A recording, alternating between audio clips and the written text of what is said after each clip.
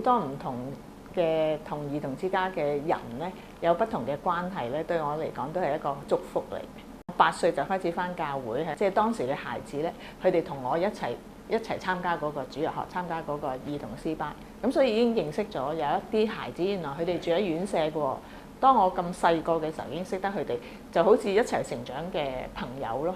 一個好重要嘅人物咧，就係你哋第2任院長文耀哥哥，就做我哋嘅主學老師啦，同埋係團契嘅導師。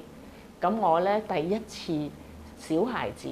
去啟德機場送機咧，就係去送文耀哥哥去美國讀書嗰一次個經驗。文耀哥哥讀完書翻嚟咧，佢就喺播動兒童之家做院長啦。咁佢呢一個嘅委身咧，對我嚟講係一個啟發啦，同埋都係一個好好嘅榜樣。咁佢嘅生命亦都係鼓勵咗我，因為我知道後來我大啲之後就知道，原來文耀哥哥自己都係喺兒童之家長大嘅。呢一個將自己嘅生命可以咁樣去經歷咗之後，又祝福翻其他人，我覺得好重要。做過兒童之家嘅家董啊，咁一段時間啦。咁我覺得兒童之家啲孩子咧，其實係好開心嘅，好活潑嘅。咁至於我後來教主學嘅時候，我有都有播到兒童之家嘅學生。咁咧，佢哋咧係俾到我好大嘅印象咧，就係只要你肯同佢傾偈咧，佢哋好坦誠嘅。記得當時你哋嘅40週年嘅主題係願我家更好嘛。咁我即係覺得呢個家真係一代傳一代嘅。咁所以嗰個主線嘅故事咧，都係講一位自己喺兒童之家成長，然之後咧長大咗之後，佢就做咗社工，佢又翻嚟做童工。咁喺個當中咧，去面對現代嘅孩子，當時孩子嘅一啲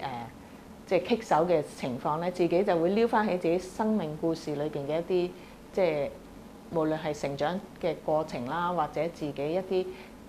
療愈咗嘅創傷啦，或者有啲仲係未療愈咁。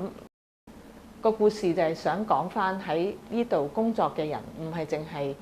付出咯，自己都有得着，因為佢同孩子嘅生命嘅觸碰咧，係都讓自己可以反思，讓自己可以再成長。咁好重要就係唔係點樣幫細路仔咯，而係點樣係信我哋嘅神係會照顧呢個家。咁我哋將孩子擺喺神嘅手裏邊，而自己亦都係面對自己嘅脆弱，然之後係相信我可以行過咯。呢70年咧行過嘅日子咧係好豐盛，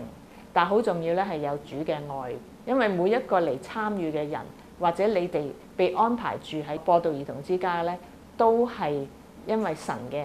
帶領，所以我覺得係我哋相信我哋生命裏邊咩經歷都有上帝嘅恩典咧，呢個係最大嘅祝福。燃亮生命，請捐款支持播道兒童之家。